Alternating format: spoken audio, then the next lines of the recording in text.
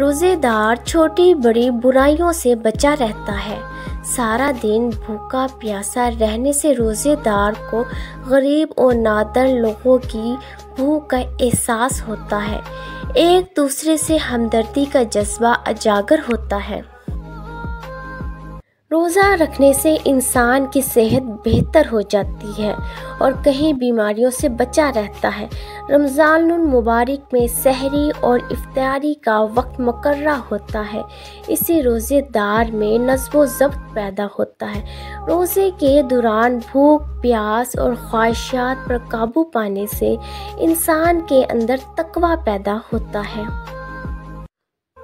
اللہ تعالیٰ روزے دار کی پچھلے گناہوں کو معاف کر دیتا ہے۔ ماہ رمضان المبارک میں عبادت کرنے کا اجر کئی گنا بڑھ جاتا ہے۔ روزہ گناہوں سے بچنے کا بہترین ذریعہ ہے۔